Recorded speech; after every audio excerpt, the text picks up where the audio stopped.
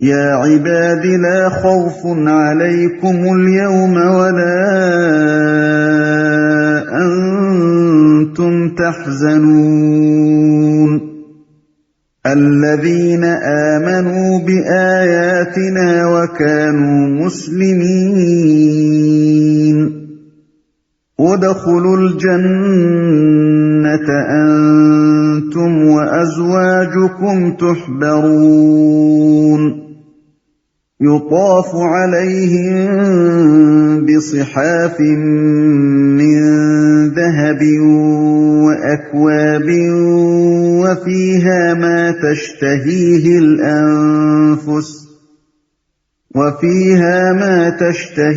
الأنفس وتلذ الأعين وأنتم فيها خالدون وتلك الجنة التي أورثتموها بما كنتم تعملون لكم فيها فاكهة كثيرة منها تأكلون۔ اس روز ان لوگوں سے جو ہماری آیات پر ایمان لائے تھے اور مطیع فرمان بن کر رہے تھے کہا جائے گا کہ اے میرے بندو، آج تمہارے لیے کوئی خوف نہیں ہے اور نہ تمہیں کوئی غم لاحق ہوگا۔ داخل ہو جاؤ جنت میں، تم اور تمہاری بیویاں، تمہیں خوش کر دیا جائے گا۔ ان کے آگے سونے کے تھال اور ساغر گردش کرائے جائیں گے، اور ہر من بھاتی اور نگاہوں کو لذت دینے والی چیز وہاں موجود ہوگی۔ ان سے کہا جائے گا تم اب یہاں ہمیشہ رہو گے۔ تم اس جنت کے وارث اپنے ان اعمال کی وجہ سے ہوئے ہو جو تم دنیا میں کرتے رہے۔ تمہارے لیے یہاں بکثرت فواکہ موجود ہیں جنہیں تم کھاؤ گے۔ تم اور تمہاری بیویاں، اصل میں ازواج کا لفظ استعمال ہوا ہے جو بیویوں کے لیے بھی استعمال ہو سکتا ہے اور ایسے لوگوں کے لیے بھی جو کسی شخص کے ہم مشرب، ہم جولی اور ہم جماعت ہوں۔ یہ وسیع المعنی لفظ اسی لیے استعمال کیا گیا ہے تاکہ اس کے مفہوم میں دونوں داخل ہو جائیں۔ اہل ایمان کی مومن بیویاں بھی ان کے ساتھ ہوں گی اور ان کے مومن دوست بھی جنت میں ان کے رفیق ہوں گے۔ ان المجرمین فی عذاب جہنم خالدون لا يفتر عنهم وهم فیہ مبلسون وما ظلمناهم ولكن كانوا هم الظالمين۔ رہے مجرمین تو وہ ہمیشہ جہنم کے عذاب میں مبتلا رہیں گے، کبھی ان کے عذاب میں کمی نہ ہوگی اور وہ اس میں مایوس پڑے ہوں گے۔ ان پر ہم نے ظلم نہیں کیا بلکہ وہ خود ہی اپنے اوپر ظلم کرتے رہے۔ وَنَادَوْا يَا مَالِكُ لِيَقْضِ عَلَيْنَا رَبُّكَ قَالَ إِنَّكُمْ مَاكِثُونَ لَقَدْ جِئْنَاكُمْ بِالْحَقِّ وَلَكِنَّ أَكْثَرَكُمْ لِلْحَقِّ كَارِهُونَ۔ وہ پکاریں گے اے مالک، تیرا رب ہمارا کام ہی تمام کر دے تو اچھا ہے۔ وہ جواب دے گا تم یوں ہی پڑے رہو گے، ہم تمہارے پاس حق لے کر آئے تھے مگر تم میں سے اکثر کو حق ہی ناگوار تھا۔ اے مالک، مالک سے مراد ہے جہنم کا داروغہ، جیسا کہ فحوائے کلام سے خود ظاہر ہو رہا ہے۔ حق ہی ناگوار تھا، یعنی ہم نے حقیقت تمہارے سامنے کھول کر رکھ دی مگر تم حقیقت کے بجائے افسانوں کے دل دادا تھے اور سچائی تمہیں سخت ناگوار تھی۔ اب اپنے اس احمقانہ انتخاب کا انجام دیکھ کر بلبلاتے کیوں ہو سکتا ہے کہ یہ داروغہ جہنم ہی کے جواب کا ایک حصہ ہو، اور یہ بھی ہو سکتا ہے کہ اس کا جواب تم یوں ہی پڑے رہو گے پر ختم ہو گیا ہو، اور یہ دوسرا فقرہ اللہ تعالیٰ کا اپنا ارشاد ہو۔ پہلی صورت میں داروغہ جہنم کا یہ قول کہ ہم تمہارے پاس حق لے کر آئے تھے ایسا ہی ہے جیسے حکومت کا کوئی افسر حکومت کی طرف سے بولتے ہوئے ہم کا لفظ استعمال کرتا ہے، اور اس کی مراد یہ ہوتی ہے کہ ہماری حکومت نے یہ کام کیا یا یہ حکم دیا۔ أَمْ أَبْرَمُوا أَمْرًا فَإِنَّا مُبْرِمُونَ أَمْ يَحْسَبُونَ أَنَّا لَا نَسْمَعُ سِرَّهُمْ وَنَجْوَاهُمْ بَلَى وَرُسُلُنَا لَدَيْهِمْ يَكْتُبُونَ کیا ان لوگوں نے کوئی اقدام کرنے کا فیصلہ کر لیا ہے؟ اچھا تو ہم بھی پھر ایک فیصلہ کیے لیتے ہیں۔ کیا انہوں نے یہ سمجھ رکھا ہے کہ ہم ان کی راز کی باتیں اور ان کی سرگوشیاں سنتے نہیں ہیں؟ ہم سب کچھ سن رہے ہیں اور ہمارے فرشتے ان کے پاس ہی لکھ رہے ہیں۔ فیصلہ کر لیا ہے۔ اشارہ ہے ان باتوں کی طرف جو سرداران قریش اپنی خفیہ مجلسوں میں رسول اللہ صلی اللہ علیہ وسلم کے خلاف کوئی فیصلہ کن قدم اٹھانے کے لیے کر رہے تھے۔ قل إن كان للرحمن ولد فأنا أول العابدين۔ ان سے کہو اگر واقعی رحمان کی کوئی اولاد ہوتی تو سب سے پہلے عبادت کرنے والا میں ہوتا۔ مطلب یہ ہے کہ میرا کسی کو خدا کی اولاد نہ ماننا اور جنہیں تم اس کی اولاد قرار دے رہے ہو ان کی عبادت سے انکار کرنا کسی ضد اور ہٹ دھرمی کی بنا پر نہیں ہے۔ میں جس بنا پر اس سے انکار کرتا ہوں وہ صرف یہ ہے کہ کوئی خدا کا بیٹا یا بیٹی نہیں ہے اور تمہارے یہ عقائد حقیقت کے خلاف ہیں، ورنہ میں تو خدا کا ایسا وفادار بندہ ہوں کہ اگر بالفرض حقیقت یہی ہوتی تو تم سے پہلے میں بندگی میں سر جھکا دیتا۔ سبحان رب السماوات والأرض رب العرش عما يصفون فذرهم يخوضوا ويلعبوا حتى يلاقوا يومهم الذي يوعدون۔ پاک ہے آسمانوں اور زمین کا فرما روا، عرش کا مالک ان ساری باتوں سے جو یہ لوگ اس کی طرف منسوب کرتے ہیں۔ اچھا انہیں اپنے باطل خیالات میں غرق اور اپنے کھیل میں منہمک رہنے دو یہاں تک کہ یہ اپنا وہ دن دیکھ لیں جس کا انہیں خوف دلایا جا رہا ہے۔ وَهُوَ الَّذِي فِي السَّمَاءِ إِلَٰهٌ وَفِي الْأَرْضِ إِلَٰهٌ وَهُوَ الْحَكِيمُ الْعَلِيمُ۔ وہی ایک آسمان میں بھی خدا ہے اور زمین میں بھی خدا، اور وہی حکیم و علیم ہے۔ یعنی آسمان اور زمین کے خدا الگ الگ نہیں ہیں بلکہ ساری کائنات کا ایک ہی خدا ہے۔ اسی کی حکمت اس پورے نظام کائنات میں کار فرما ہے اور وہی تمام حقائق کا علم رکھتا ہے۔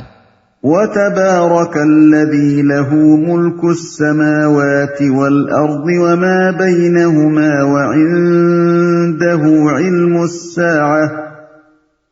وَعِندَهُ عِلْمُ السَّاعَةِ وَإِلَيْهِ تُرْجَعُونَ۔ بہت بالا و برتر ہے وہ جس کے قبضے میں زمین اور آسمانوں اور ہر اس چیز کی بادشاہی ہے جو زمین و آسمان کے درمیان پائی جاتی ہے، اور وہی قیامت کی گھڑی کا علم رکھتا ہے اور اسی کی طرف تم سب پلٹائے جانے والے ہو۔ زمین و آسمان کے درمیان پائی جاتی ہے، یعنی اس کی ہستی اس سے بدرجہ بلند و برتر ہے کہ کوئی خدائی میں اس کا شریک ہو اور اس عظیم کائنات کی فرماروائی میں کچھ بھی دخل رکھتا ہو۔ زمین و آسمان میں جو بھی ہیں، خواہ وہ انبیاء ہوں یا اولیاء، فرشتے ہوں یا جن یا ارواح، ستارے ہوں یا سیارے، سب اس کے بندے اور غلام اور تابع فرمان ہیں۔ ان کا کسی خدائی صفت سے متصف یا خدائی اختیار کا حامل ہونا قطعی ناممکن ہے۔ تم سب پلٹائے جانے والے ہو، یعنی دنیا میں تم خواہ کسی کو اپنا حامی و سرپرست بناتے پھرو، مگر مرنے کے بعد تمہارا سابقہ اسی خدا سے پڑنا ہے اور اسی کی عدالت میں تم کو اپنے اعمال کی جواب دہی کرنی ہے۔ وَلَا يَمْلِكُ الَّذِينَ يَدْعُونَ مِن دُونِهِ الشَّفَاعَةَ إِلَّا مَن شَهِدَ بِالْحَقِّ وَهُمْ يَعْلَمُونَ۔ اس کو چھوڑ کر یہ لوگ جنہیں پکارتے ہیں وہ کسی شفاعت کا اختیار نہیں رکھتے الا یہ کہ کوئی علم کی بنا پر حق کی شہادت دے۔ اس فقرے کے کئی مفہوم ہیں۔ ایک یہ کہ لوگوں نے جن جن کو دنیا میں معبود بنا رکھا ہے وہ سب اللہ کے حضور شفاعت کرنے والے نہیں ہیں۔ ان میں سے جو گمراہ و بدراہ تھے وہ تو خود وہاں مجرم کی حیثیت سے پیش ہوں گے، البتہ وہ لوگ ضرور دوسروں کی شفاعت کرنے کے قابل ہوں گے جنہوں نے علم کے ساتھ نہ کہ بے جانے بوجھے حق کی شہادت دی تھی۔ دوسرے یہ کہ جنہیں شفاعت کرنے کا اختیار حاصل ہوگا وہ بھی صرف ان لوگوں کی شفاعت کر سکیں گے جنہوں نے دنیا میں جان بوجھ کر نہ کہ غفلت و بے خبری کے ساتھ حق کی شہادت دی ہو۔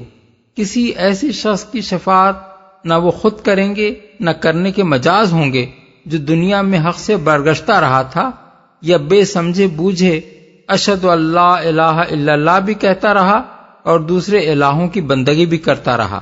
تیسرے یہ کہ کوئی شخص اگر یہ کہتا ہے کہ اس نے جن کو معبود بنا رکھا ہے وہ لازماً شفاعت کے اختیارات رکھتے ہیں اور انہیں اللہ تعالیٰ کے ہاں ایسا زور حاصل ہے کہ جسے چاہیں بخشوا لیں، قطع نظر اس سے کہ اس کے اعمال و عقائد کیسے ہی ہوں، تو وہ غلط کہتا ہے۔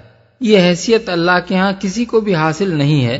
جو شخص کسی کے لیے ایسی شفاعت کے اختیارات کا دعویٰ کرتا ہے وہ اگر علم کی بنا پر اس بات کی مبنی بر حقیقت شہادت دے سکتا ہو تو ہمت کر کے آگے آئے، لیکن اگر وہ ایسی شہادت دینے کی پوزیشن میں نہیں ہے اور یقیناً نہیں ہے تو خواہ سنی سنائی باتوں پر یا محض قیاس و وہم و گمان کی بنیاد پر ایسا ایک عقیدہ گھڑ لینا سراسر لغو اور اس خیالی بھروسے پر اپنی عاقبت کو خطرے میں ڈال لینا قطعی حماقت ہے۔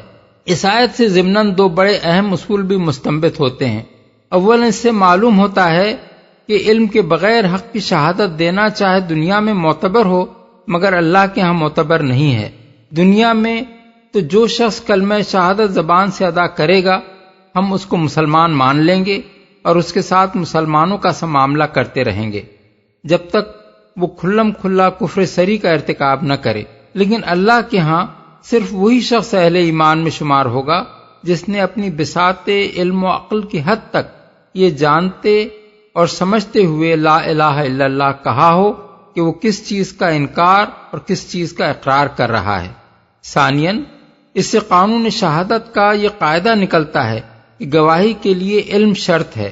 گواہ جس واقعے کی گواہی دے رہا ہو اس کا اگر اسے علم نہیں ہے تو اس کی گواہی بے معنی ہے۔ یہی بات نبی صلی اللہ علیہ وسلم کے ایک فیصلے سے بھی معلوم ہوتی ہے۔ آپ نے گواہ سے فرمایا اذا رأیت مثل الشمس فاشهد والا فدع، احکام القرآن للجساس۔ اگر تو نے واقعے کو خود اپنی آنکھوں سے اس طرح دیکھا ہے جیسے تو سورج کو دیکھ رہا ہے تو گواہی دے ورنہ رہنے دے۔ وَلَئِن سَأَلْتَهُم مَّنْ خَلَقَهُمْ لَيَقُولُنَّ اللَّهُ فَأَنَّىٰ يُؤْفَكُونَ وَقِيلِهِ يَا رَبِّ إِنَّ هَٰؤُلَاءِ قَوْمٌ لَّا يُؤْمِنُونَ۔ اور اگر تم ان سے پوچھو کہ انہیں کس نے پیدا کیا ہے تو یہ خود کہیں گے کہ اللہ نے، پھر کہاں سے یہ دھوکہ کھا رہے ہیں۔ قسم ہے رسول کے اس قول کی کہ اے رب یہ وہ لوگ ہیں جو مان کر نہیں دیتے۔ خود کہیں گے کہ اللہ نے۔ اس کے دو مطلب ہیں، ایک یہ کہ اگر تم ان سے پوچھو کہ خود ان کو کس نے پیدا کیا ہے تو کہیں گے کہ اللہ نے۔ دوسرے یہ کہ اگر تم ان سے پوچھو کہ ان کے معبودوں کا خالق کون ہے تو یہ کہیں گے کہ اللہ، جو مان کر نہیں دیتے۔ یہ قرآن مجید کی نہایت مشکل آیات میں سے ہے جس میں نحو کا یہ نہایت پیچیدہ سوال پیدا ہوتا ہے کہ وقیل ہی میں واو کیسا ہے اور اس لفظ کا تعلق اوپر کے سلسلہ کلام میں کس چیز کے ساتھ ہے۔ مفسرین نے اس پر بہت کچھ کلام کیا ہے مگر کوئی تشفی بخش بات مجھے ان کے ہاں نہیں ملی۔